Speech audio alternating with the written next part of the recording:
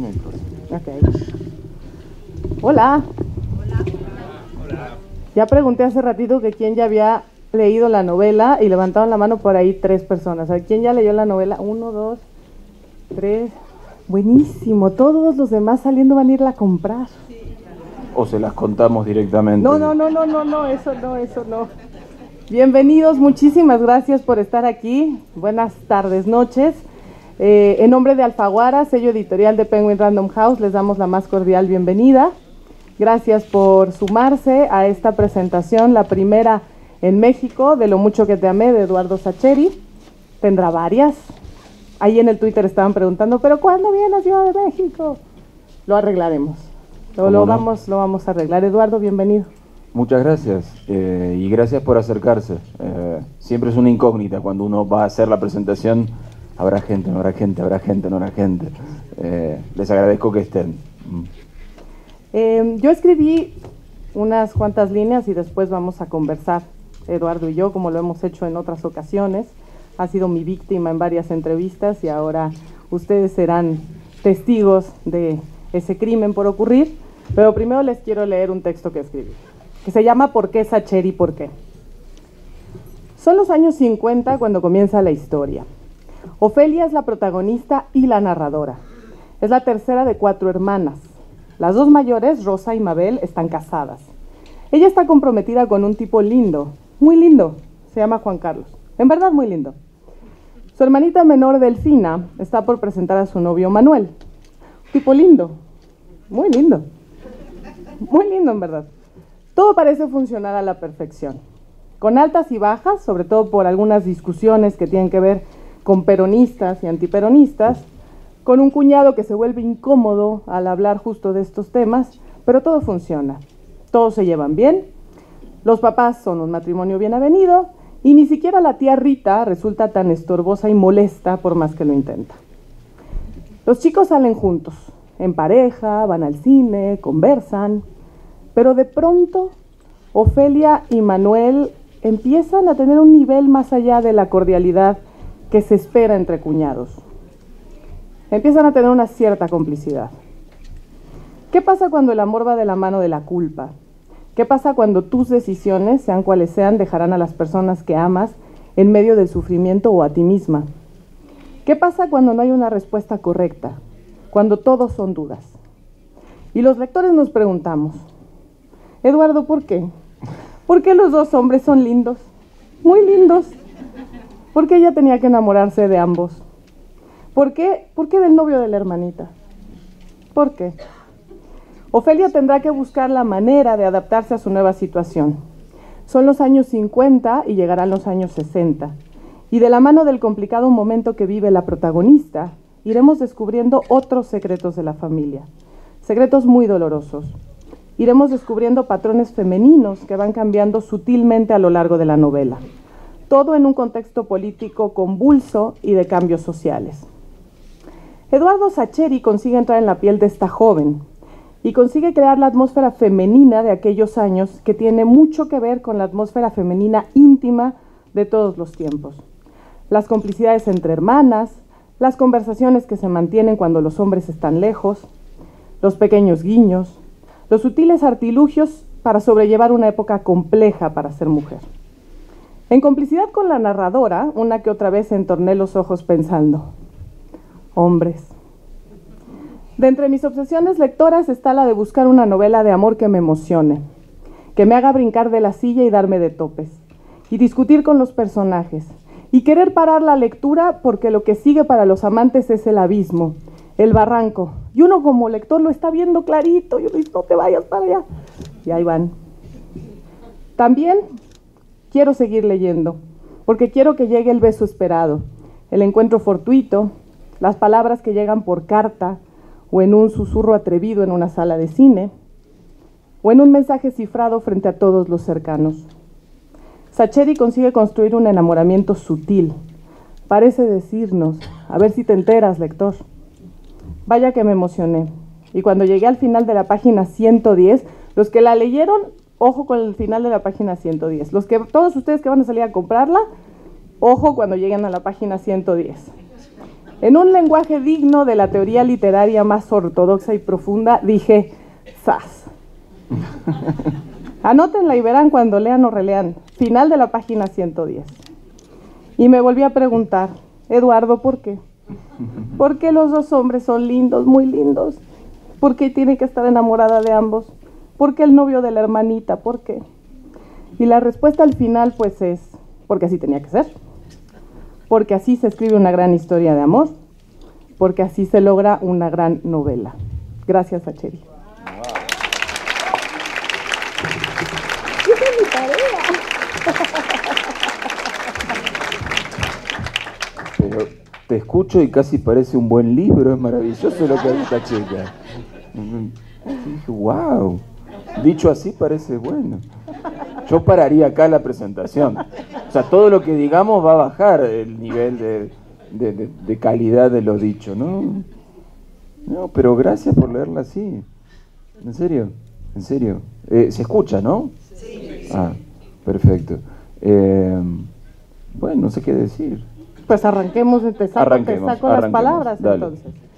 A ver, tú has dicho, y lo platicábamos ayer, que cuando si decides hacer el personaje de un anciano, te conviertes en un anciano para poder entrar en la voz y en la cabeza de ese personaje. Que si decides hacer el papel de un futbolista, te conviertes en ese futbolista. Que si decides hacer el papel de un hombre homosexual, te conviertes en ese hombre homosexual. Pero esta es la primera vez que utilizas una voz femenina. En una novela sí, lo había hecho en algún cuento que bueno, el nivel de construcción de los personajes en un cuento nunca es tan profundo, por una cuestión de la extensión que uno tiene, pero nunca en una novela. Y te diría que, dicho así, como uno se convierte en un anciano, un niño, un gay, una mujer, por citar cosas que están lejos de mi adultez heterosexual, parecería que es algo que es un salto veloz. No, es una muy lenta construcción. Yo lo comparaba, mientras lo hago, lo comparo con lo que hace un actor o lo que hace una actriz, que se va como metiendo, pero tiendo a sospechar, no soy actor, que el proceso es más rápido. En todo caso, está ahí construido el personaje, en un guión, en una obra de teatro, y quien va a encarnar el personaje, bueno, ensaya, va buscando, dialoga con el director, dialoga con los otros actores y lo va haciendo. Lo que tiene en la escritura es que es una construcción mucho más lenta. Entonces, de entrada, tu personaje es una idea. Es una idea un poco descarnada. Sí, es una mujer que se va a enamorar así, así, vive en tal momento, su familia está compuesta de tal modo.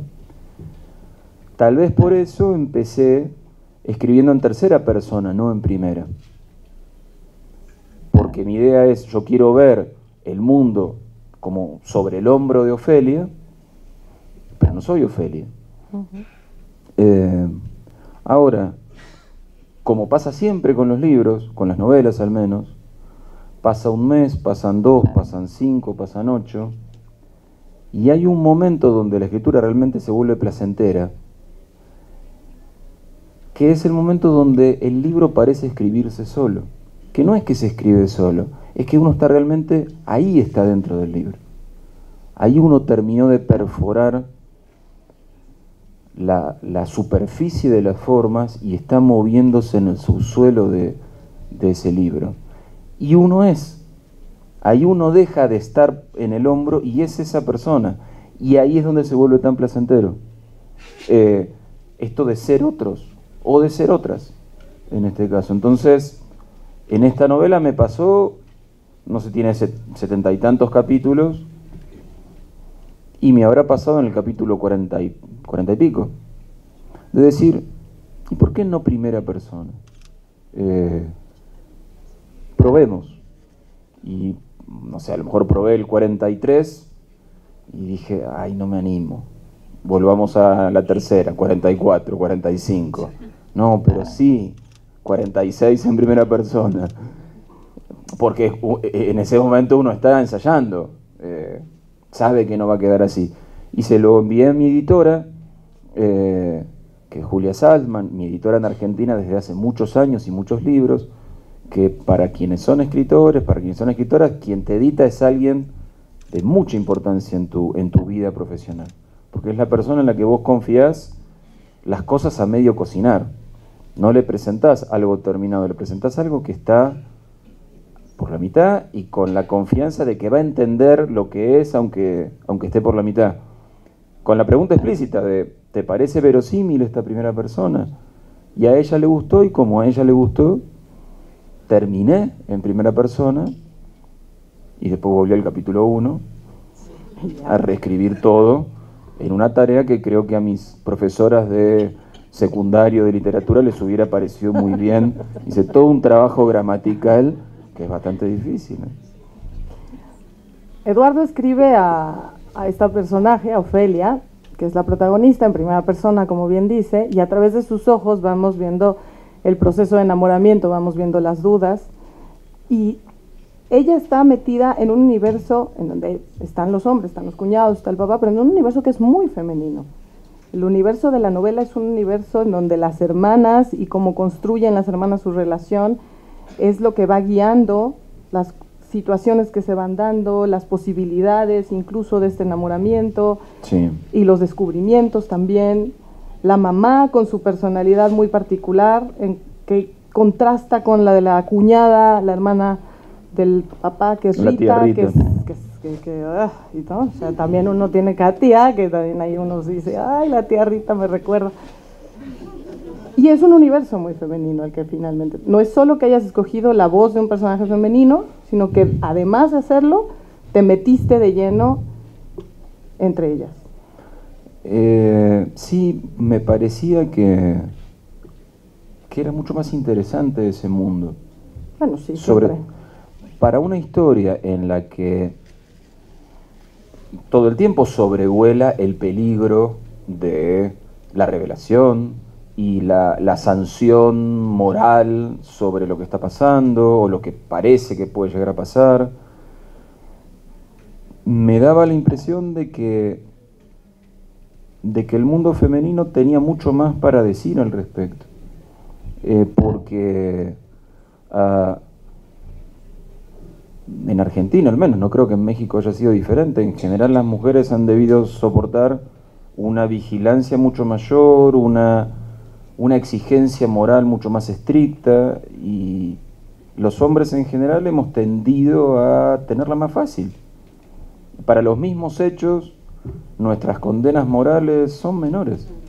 Todavía hoy sucede, bueno, mucho más, me parecía 60 o 70 años atrás. Entonces, el mundo de ellas me resultaba mucho más interesante, el de ellas, el de todas ellas, claro, con sus diferentes situaciones afectivas y sus diferentes ocupaciones, porque como son hermanas separadas a veces por unos cuantos años,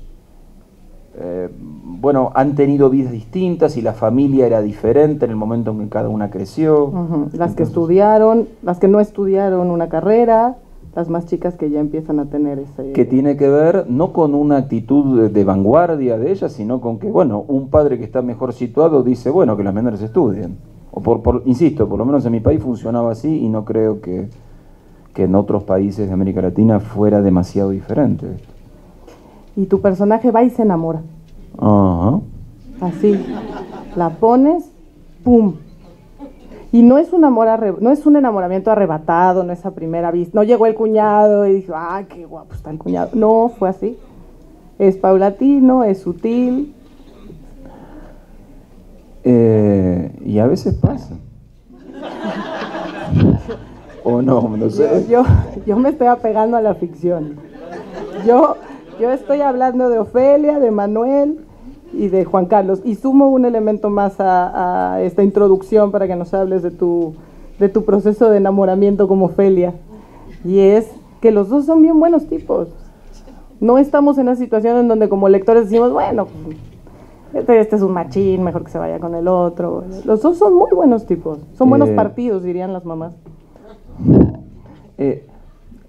Yo creo que ahí sí hay una construcción que uno hace, que quien escribe hace, como para forzar la situación, o para que vos como lectora, como lector, te enfrentes a una situación donde no sea fácil decidir, como que tu situación como lector sea un eco de lo que le pasa al personaje. ¿En qué sentido? Si yo te planteo una historia de buenos y malos, de deseables e indeseables, y mi personaje va eligiendo bien, porque va eligiendo a los buenos, bueno, al lector lo que le propongo es, bueno, andar con el personaje tomando buenas decisiones, buenas y simples decisiones. Sí. Pero lo que a mí me gustaba de mi personaje, o lo que quería plantearle a mi personaje, es cómo es decidir entre cosas extremadamente difíciles y contradictorias, y donde todo te duela. Porque cuando tenés que elegir entre lo que te gusta y lo que no te gusta, no te duele. Entre lo que está bien y lo que está mal, no te duele. O mejor dicho, si tenés que elegir entre algo que está lleno de cosas buenas y otra cosa que está llena de cosas buenas, pero que en principio son contradictorias, elegir te duele. Y eso quería que pasara. Por eso Juan Carlos es un tipazo. Es bien lindo. Y uno puede decir, pero claro, ¿cómo no se va a casar con Juan Carlos? Pero ahí está Manuel, que también es un tipazo y no es un tipo invasivo, no la persigue. Bueno. Ahí, a ver, el autor también... No, pero a nivel de que no la tosiga, quiero decir, no es que está escondido tras las puertas declarándole su amor. A ver, pero antojémosles un poquito, o sea, la escena en el cine, ¿no? O sea, novia, Manuel, ella... Pero es una escena muy romántica. A ver, yo no estoy diciendo que no sea romántica. Bueno, pero estás cambiando el discurso, dices, no es invasivo, y ahora me dices, es una escena muy romántica. Bueno, todos tenemos algún momento en la vida donde no les vamos a tal vez seamos demasiado vehementes en nuestros sentimientos, pero... no, pero realmente la idea era generarme dudas. Porque yo, si tuviera que decirles, que no les voy a decir con quién me quedo, yo como Ofelia, ¿con quién me quedo? No lo sé. No sé si compartiría las decisiones de Ofelia, no tengo ni idea. Y ojalá ustedes tampoco. O quiero decir, ojalá a ustedes les guste y eventualmente algunos personajes les gusten más que otros y les parezca bien o les parezca mal lo que siente Ofelia y lo que hace Ofelia, pero me gustaría que duraran bastante. Ojalá duden bastante. Ahora, dejemos un poquito de lado la parte de la novela de amor, la parte romántica, porque hay mucho más en esta novela, en Lo mucho que te amé. Y es como a cada una de las hermanas te funciona también para representar distintas problemáticas o distintas situaciones que están viviendo. Rosa con Ernesto y su relación, ahí podemos percibir que algo extraño pasa, no para el momento que se está viviendo, ¿no? Vive la maternidad de una manera muy particular con Ernestito, y de pronto vemos que Ernesto es un papá más bien distante, o un hombre distante de esa paternidad. Mabel, y un secreto que no les vamos a revelar, pero que hay un secreto ahí que está todo el tiempo también presente, y que también hay un tema de maternidad. Ofelia, que bueno, ya la conocemos, y Delfina. O sea, las cuatro hermanas, situarlas en distintos momentos, en distintas edades y con distintas relaciones en sus parejas, también te permitieron eso, dentro de una familia, reflejar lo que estaba ocurriendo en lo macro, ¿no? Y además porque desde mi perspectiva, que bueno, ya ahora que el libro está publicado no es más que una perspectiva más, pero desde mi perspectiva, sus hermanas son para Ofelia modelos posibles también, que creo que es lo que nos pasa a todos. En la gente que queremos, la gente que forma parte de nuestra familia, nos reflejamos de algún modo, porque queremos parecernos o porque no queremos parecernos, o porque nos parece bien caminos que han tomado o nos parecen mal, y me da la sensación que para Ofelia sus dos hermanas mayores Rosa y Mabel son a su modo modelos, no solo por lo que hayan hecho, sino por lo que les ha pasado y por cómo son vistas por el resto de la familia. Y yo creo que Ofelia siente que si toma ciertas decisiones, su vida se parecerá a la de Rosa, y si toma otras decisiones, su vida se parecerá a la de Mabel. Y probablemente no sabe a quién se quiere parecer. Y eso me parece que en las familias que son así fuertes, en tanto familias, me parece que pasan esas cosas. ¿O será que en la mía pasaba? Y tiendo a pensar, bueno, yo me crié, yo soy del 67, fui niño en los años 70. No me quedan tan lejos los años 50, donde esta familia está en pleno apogeo. Y también por eso quise que fueran todos miembros de la familia. Porque si hoy las familias son importantes, hace 60 o 70 años son más importantes en cuanto al peso que tienen en quienes somos. Y cualquier movimiento que hagamos ahí dentro tiene un impacto mucho mayor. No sería lo mismo, me parece, que fueran amigos, que fueran amigas, que este otro hombre fuera un compañero de trabajo. ¿Podría hacerlo? Sin duda podría hacerlo, pero tiene que ver con esto de extremar los dilemas que yo les mencionaba antes, como llevar los dilemas bien al fondo. Hay un factor importante que está presente en las conversaciones de los personajes, que de pronto es lo que motiva momentos incómodos, que es la política. Y en Lo mucho que te amé, la política se mete en la vida de las personas. Tú estás metiendo la política en lo cotidiano de esta familia. Bueno, de nuevo, la Argentina de los años, digamos, a partir de 1943, el peronismo surge en Argentina con un enorme vigor, no solo político, sino cultural. Genera adhesiones cuasi religiosas y genera odios también gigantescos. Durante muchos años la Argentina se debatió en esa dicotomía, y hoy, aunque tenemos otras dicotomías más recientes, tenemos la particularidad de que nosotros sumamos maneras de odiarnos, no abandonamos las viejas, sino que vamos incorporando nuevos motivos para odiarnos recíprocamente en Argentina, pero ese sigue vigente, con matices, y me parecía que esos personajes de los años 50, o sea, de hecho, la historia empieza todavía con Perón en el gobierno. La historia empieza en 1952, Perón será derribado 3 años después por un golpe de Estado, y la novela se extiende todavía una década más, mientras Perón tiene prohibido el regreso a la Argentina y vive en España. Y bueno, y aquí quedan ellos discutiendo. Hay uno de los cuñados que es muy peronista, los demás no lo son, los demás son claramente antiperonistas. Con sus particularidades también, porque a veces pasa que uno dice antiperonistas, pero no eran todo lo mismo los antiperonistas. Había como toda una gama de formas de no ser peronista. Entonces también me quise servir de esa gama. Vamos a ver que el ser profesor de historia también se te cuela, o te gusta aprovecharlo también, como para generar un fondo más verosímil a lo que escribís. No, y el contexto es muy importante y algo fascinante de la novela, de Lo mucho que te amé. Ustedes imagínense una relación subrepticia, una relación que pretende ser clandestina en esos años, en donde la mujer se está enamorando de su cuñado, o del que va a ser su cuñado. Y entonces, ¿cómo se imaginan que serían los encuentros? No es, nos citamos y nos vemos aquí en Las Carnes Garibaldi, ¿no? Y no importa que nos vean. En esa época tuviste mucho cuidado también con cómo ponerlos en el momento en el que tenían que estar a solas, porque si no, ¿dónde queda la historia de amor? Tenían que estar solas en algún punto. Y cómo ibas consiguiendo esos huecos verosímiles de que en esa época pudieran tener esos encuentros. Es que yo me imagino que debían verse muy poco,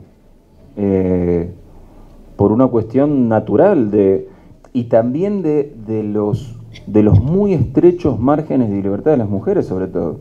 O sea, todavía en mi adolescencia, los horarios de mis novias eran extremadamente cronometrados. ¿Cuánto les llevaba a salir de la escuela y regresar a su casa, por ejemplo? Bueno, Y lo estoy situando en los años 80. Digo, bastante más acá. Entonces, sí, el hecho de que salgan al cine en parejas es probablemente el único gran momento donde pueden vincularse. Ahora, verse a solas. De hecho, hay muy pocos encuentros a solas. Lo de relación clandestina corre por lo que dice Mayra. Yo no sé si tal cosa. No adelantes tanto, Mayra. Que hay mucha gente que no compró el libro, necesitamos vendérselo. Pero bueno, se lo estamos... ¿A poco no se les antojaron ya un montón de escenas? Que no... espérame, me conozco. Es maquiavélica. Tú dame chance. Lo mucho que te amé. Se te enamora entonces la Ofelia. Así va y se te enamora. Sí, está bien, sí. Y se te enamora Manuel. Pero el enamoramiento de Manuel, esto es maravilloso, es que me encantó la novela. Yo siempre ando buscando novelas románticas y no hay tantas, piénsenlo. Se te enamora Manuel, pero el enamoramiento de Manuel lo vemos a través de Ofelia. Toda la novela es Ofelia. No sabemos nada que no suceda frente a los ojos de Ofelia. Eso me lo da vieron que yo hago cosas en cine también, el punto de vista. El punto de vista es el de Ofelia, siempre. De los demás personajes, sabemos lo que Ofelia piensa de ellos o lo que digan o hagan frente a Ofelia. Y Manuel se va construyendo a partir de los ojos de Ofelia. Ahora hablemos de la estructura, porque en un principio vamos siguiendo con una temporalidad bastante cercana, ¿no? De lo que viene pasando, son pocos días, de pronto semanas, lo que va pasando, y de pronto nos llevas a otros saltos, como bien dices, empezamos en el 52 y luego vamos a llegar a toda la década de los 60, 66, más o menos, ahí termina, ¿no? Sí. ¿Por qué decidiste así? A ver, yo siento que lo que le sucede a Ofelia no es algo que Ofelia haya deseado que le sucediera. Y lo que le sucede, y se resiste muchísimo a lo que le sucede. Entonces, toda la primera parte, Ofelia va como resistiéndose a lo que pasa. Uh-huh. Porque además, hasta en lo que piensa, Ofelia tiene la teoría de que cuando uno le pone nombre a las cosas existen más.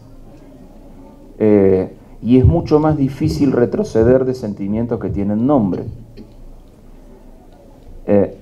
Entonces, toda la primera parte de la novela, yo les diría que concluye cuando Ofelia acepte sí, estoy enamorada de este hombre. También. Y esa palabra es más atroz todavía, porque no es, ya sería un problema decir estoy enamorada de este hombre. Y que es el novio de mi hermano. Pero decir estoy enamorada de este hombre también implica una no exclusividad, que es lo que realmente le estalla la cabeza a la pobre Ofelia. Y creo que no solo a la pobre Ofelia, porque aunque pensando, digamos, yo la novela la pienso desde hoy, no la pienso desde 1950. Uh-huh. Y sé que vivimos en una época donde hay un montón de cuestiones morales que van cambiando mucho y muchas cosas las vamos discutiendo y repensando y redefiniendo. Pero hay algunas que tienden a persistir. Y me da la sensación de que el deseo de exclusividad es uno de ellos. Nos gusta ser amados en exclusiva. Hemos aceptado un montón de cambios, de modos de pensar, de modos de expresarnos, de identidades, de género. Hay un montón de evoluciones súper interesantes, pero me da la sensación de que seguimos, en general, probablemente no todos, pero creo que casi todos y casi todas, nos gusta ser amados en exclusiva. Y nos cuesta mucho pensar que eso no suceda. Y todavía, para hacerlo más raro, no sé si la palabra es raro, si nos situamos desde el sujeto que ama, tal vez encontramos razones para explicar nuestra no exclusividad. Quiero decir, no, amo por aquí, por esto y por aquello, y amo por allá, por lo otro y lo demás allá, y a Ofelia le pasa a lo mejor en algún momento. Pero cuando se le pasa por la cabeza que tal vez a Juan Carlos le pasa algo con alguien del trabajo, se pone como loca. Y ella misma piensa, momento, ¿cómo me puedo poner como loca? Si yo para mí misma pienso A, B, C, D. Y sí, pero me pongo como loca. No quiero que a este tipo esté enamorada de otra. Yo sí, pero él no. Entonces, ese tipo de contradicciones pues, son sumamente interesantes. Sí. Oye, ¿y la tía Rita qué? Y la tía Rita, para mí, es como un reservorio de la moral absolutamente convencida, establecida, sin la menor fisura. Las cosas deben ser lo que deben ser, punto. Y en ese sentido, sin duda, no empatiza con sus sobrinas en general, pero esa no empatía le permite ver las cosas con mucha más claridad que otros personajes. O sea, verán si leen la novela que hay dos personajes que observan de afuera y dicen, acá está pasando algo. Uno desde la absoluta falta de empatía, que es la tía Rita, que es como la gran amenaza, y otro desde una empatía mucho mayor, que es Mabel, que es una de las hermanas. Que cuando uno vaya conociendo la historia de Mabel, ahí sí ya no cuenta. ¿no? Pero tal vez entiende los motivos de por qué ella está como viendo las cosas más de afuera. Acuérdenselo. Sí, bueno. A página 110 no sé, pero acuérdense de Mabel. Página 110. Se van a acordar de mí con la página 110, cuando relean o cuando lean. Bueno, todo ese capítulo y luego con la conclusión de la página 110. A mí la tía Rita me cae re gorda. A mí no. No, eso dijimos ayer. A mí me cae muy mal. Porque pero además, porque tú hablas ahorita del antagonismo con las 4 sobrinas. Y con su cuñada también. Ah, bueno, yo ya iba a eso. Bueno, pero a ver. La tía Rita quedó viuda muy joven, terminó viviendo con su hermano, colaborando de alguna manera, justificando su presencia en la casa, colaborando. Pero a mí me gusta entender a quien tiene una visión así de rígida de la vida. Yo intento no tenerla, pero es interesante de ver cuando las personas que son blindadas. ¿Vieron esa gente blindada? Y creo que también uno puede sufrir mucho si está muy blindado frente a las mutaciones del entorno. Porque si uno es más flexible, creo que se acomoda mejor. Pero quien está fanáticamente convencido de algo, debe ser extremadamente doloroso ver cambiar el mundo alrededor. Insisto, no es que a mí me guste el blindaje. Yo creo o espero ser una persona más flexible, pero me genera en un punto compasión quien siente que el mundo debería ser de un solo modo y el mundo alrededor se empeña en no serlo. Es un personaje interesante. Pobre tía. Pobre tía, me cae re gorda. No la va a perdonar igual, ¿no? Oye, la maternidad es un tema que está presente para distintos personajes de distinta manera. La maternidad viviéndola o no habiendo podido vivirla. No contemos ni digamos qué, con quién. Pero es un tema que está flotando todo el tiempo en la novela también. Bueno, para mí tenía que ver también con estas chicas, en el sentido de que ellas no están fuera de su tiempo, no están fuera de las expectativas de su tiempo, o sea, no son chicas, ninguna es una chica de vanguardia. Eso es importante. De hecho, gran parte de los problemas que tiene Ofelia es que ella quiere encajar, no quiere no encajar. Y en este encajar, yo creo que estas chicas de los 50 asumían como una de sus funciones centrales en la vida casarse y tener hijos. Entonces, su realización tenía mucho que ver con eso, que no tiene que ver con cuáles son mis visiones personales. No, porque No, en esta... claro. No, pero ¿no te pasa de ver a veces discusiones públicas donde estamos hablando del pasado y tratando de ajustar el pasado al presente? Vamos a dejar de entender el pasado si es así. O sea, una cosa es que yo piense hoy de un modo, y otra cosa es que si estoy construyendo personajes de 1950, y lo más natural sea que sean de otro modo.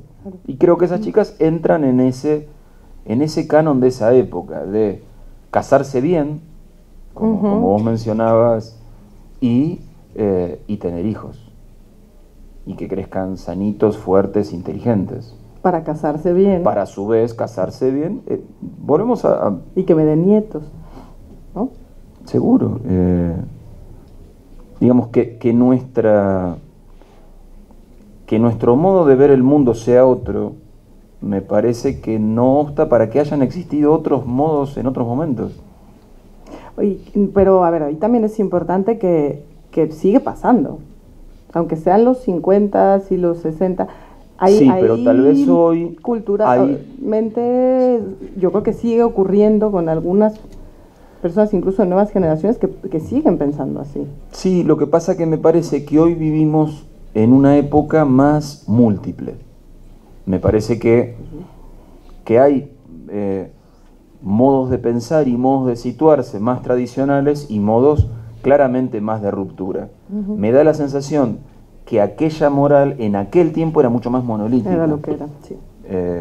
En ese sentido, quien no cupiera en ese molde, creo que la pasaba mucho peor que en el presente, me parece. Que no significa que hoy romper los moldes no tenga consecuencias. Digo, cuando vos rompes moldes en una época que nadie lo rompe, tu soledad me parece que es mucho más opresiva. En tu literatura hay grandes papás, hay personajes papás en Ser feliz será esto, en Los papeles, en fin. Y aquí hay un papá que aparece de a poco, que de pronto está y que te ayuda también para ciertas cosas del contexto y para hilar ciertas cosas en la conversación de los personajes. Pero son, o al menos esa fue la pretensión, son papás muy de esa época. De hecho, vos hablabas cuando Ernestito llora, el padre dice, cuando su mujer le diga, ocupate un poco de tu hijo, irá bufando y se ocupará un poco, y después, apenas el chico presenta algún tipo de dificultad, se lo tira a la madre. Y el padre... ¿Y el padre de ellas? Tendrá una función de orden, digamos, creo que ejerce una autoridad serena, pero es claramente una autoridad. Y su proximidad afectiva no la ves, me parece. No es el padre que tuve yo, ni el padre que yo he intentado ser, acordándome del padre que tuve yo. Pero también son épocas. Me parece que en esos años, también esos padres distantes, proveedores, como autoridad última, me parece que eran más hegemónicos que después. Lo mucho que te amé es esta novela de amor, es esta novela de dudas y de preguntas, como bien decías tú, en donde los lectores todo el tiempo también nos estamos haciendo preguntas por esto mismo, porque Eduardo nos mete en un problema junto con Ofelia y nos mete en un problema junto con los testigos también, que están de pronto viendo cosas que sí están sucediendo ahí y que sabemos como lectores que están sucediendo. Es una novela de su época, es una novela que nos habla también de lo que ocurre actualmente en cierto sentido. Es una novela del mundo femenino. A mí me llamó mucho la atención que en verdad yo supongo que sueles espiar a tus amigas, sueles espiar a tus hermanas, sueles espiar a Gabriela con sus amigas, porque el tono de ese momento de las conversaciones, y muchas lo sabemos, que tenemos entre nosotras y que creemos que ellos no saben nada de esas conversaciones, pues resulta que sí saben, ¿no? Y lo sabes y vienen lo mucho que te amé, y es algo que se aprecia y que es fascinante dentro de la novela. Bueno. Sí espías. No, me estás acusando de fisgón. delante de nuestro público. No, haces investigación de campo como buen escritor. No, me parece que sí. A mí me gusta mucho mirar y escuchar. En general, me siento mucho más cómodo escuchando que hablando. Por eso no saben lo bien que la estoy pasando en este momento.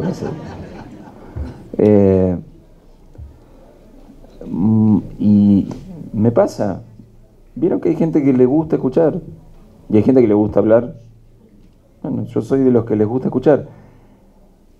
Y particularmente, no es casual que yo haya situado la historia en ese momento. Además de motivos de, bueno, es una década que hay cosas que están cambiando, etcétera, me permitía servirme del mundo femenino en el que me crié. Porque Ofelia tiene más o menos la edad de mi mamá. Y de hecho, la novela está dedicada a mi mamá, a mi tía, a mi abuela, a mis primas y a mi hermana, porque en mi casa, cuando yo era chico, y sobre todo después de la muerte de mi papá, mi casa era el lugar donde todos los días se juntaban a hacer, a vivir, a charlar, a tomar el té, a coser, a tejer, a estudiar, mi hermana y mis primas, mi mamá, mi abuela, mi tía, mis primas y mi hermana. Y ahí andaba Lalito así, miren, con la oreja bien parada. No, es que en realidad en esa época yo lo sentía como una invasión, porque aparte era la época, sepa la gente más joven que en esa época había un solo televisor en las casas, y el televisor estaba donde estaba todo el mundo, y entonces yo intentaba ver televisión mientras ellas estaban ahí hablando, y a mí me irritaba mucho eso, que estuvieran ahí todo el tiempo hablando de temas que me interesaban muy poco. Pero a la larga me he dado cuenta cómo esas mujeres me dieron, además de mi forma de ver el mundo, alimentada desde otros lados, me dieron también, me enriquecieron mucho la vida, porque tenían una complejidad y una sensibilidad y una capacidad expresiva que mis amigos no tenían. Y una posibilidad de verbalización que en los hombres de mi generación no utilizábamos. Y de hecho yo me dedico a escribir. Creo que me hubiera resultado muchísimo más difícil este trabajo. No sé si lo hubiera podido hacer, a lo mejor sí, no lo sé. Pero creo que me hubiera resultado muchísimo más difícil si no hubiera tenido ese rum rum, no de las palabras, sino de formas de sentir y de formas de ver el mundo que no tenían nada que ver con la mía. Y más allá de mi irritación por no poder ver tranquilo a Poncharelo en su moto, solo para grandes es esta referencia, a la larga me vino bien. Tenemos tiempo para un par de preguntas. No sé si haya por ahí alguien que quiera sumarse a la tortura que está viviendo. Ah, sí, acá. La primera vez que te vi fue hace 3 años, estuviste aquí con Juan Villoro. Y uno de los, bueno, tu tema principal, o uno de los temas que manejas siempre en tus novelas es el fútbol. ¿Vuelve a estar presente el fútbol en esta novela? En absoluto. En mis últimas 2 novelas, en realidad a nivel no, yo he escrito muchos cuentos, muchos relatos con fútbol. En una novela está muy fuertemente, que es una novela que se llama Papeles en el viento, y en El secreto de sus ojos, en la película, Campanella me pidió que le metiéramos un elemento futbolístico importante. Pero en mis últimas novelas, el fútbol lo he dejado un poco de costado, supongo que por lo mal que está jugando Independiente. Yo soy hincha Independiente y me duelen los ojos cada vez que lo veo. Lo sigo viendo, por supuesto, porque hemos nacido para sufrir los futboleros, pero no, en esta, para ser sincero, no hay nada de fútbol, nada. ¿Alguna otra pregunta? Mientras alguien se anima y como cierre, nada más decir un poquito de La noche de la usina, que estamos esperando el estreno de la película, de la película. Acá en México, que ya en cuanto tengamos información lo vamos a compartir con todos ustedes desde la editorial, pero que tiene también una vida interesante la película y que la novela ganadora del premio Alfaguara va de la mano de esa película. Sí, de hecho la última vez que estuve aquí en la FIL fue presentando La Noche de la Usina, luego con Ricardo Darín como productor y protagonista. Él me propuso, de hecho cuando estaba acá en la FIL fue cuando estábamos por WhatsApp, me dijo, leí la novela, hagámosla. En ese momento no lo dije por obvios motivos. ¿Ahorita no te ha llegado un WhatsApp? Por ahora no, por ahora nada, che. Pero bueno, hicimos, la película se llama La Odisea de los Giles, tiene otro nombre que nada que ver con la novela, pero salvo el título, la película es extremadamente respetuosa de la novela, creo. Escribimos el guión junto con Sebastián Borenstein, con el director, y ojalá el estreno comercial aquí en México sea pronto. Depende bastante de cómo nos vaya en los premios Goya, de cómo nos vaya en la competición por el Oscar. Vieron que esos estímulos pueden favorecer o no los estrenos. Así que, bueno, veremos. A ver, había otra pregunta, una última ahí para que termine la tortura y ya puedas descansar. 2 preguntitas muy cortitas. ¿Estás enamorado? Sí. ¿Mucho? ¿Esa es la segunda? Y la segunda, ¿te molesta que te digan si sos uruguayo? No, no me molesta. Los que somos de la provincia de Buenos Aires hablamos más parecido a los uruguayos que a los que llamamos porteños, que son los de la ciudad de Buenos Aires. A los que les suele molestar a los uruguayos, que siempre les preguntan si son argentinos. Y yo en su lugar también me ofendería, pero bueno. Bueno, muchas gracias por haber venido. Gracias a todos, gracias Eduardo. La firma del libro, bueno, de los libros de Eduardo Sacheri es en el stand de Penguin Random House. Gracias, sigan disfrutando. Adiós.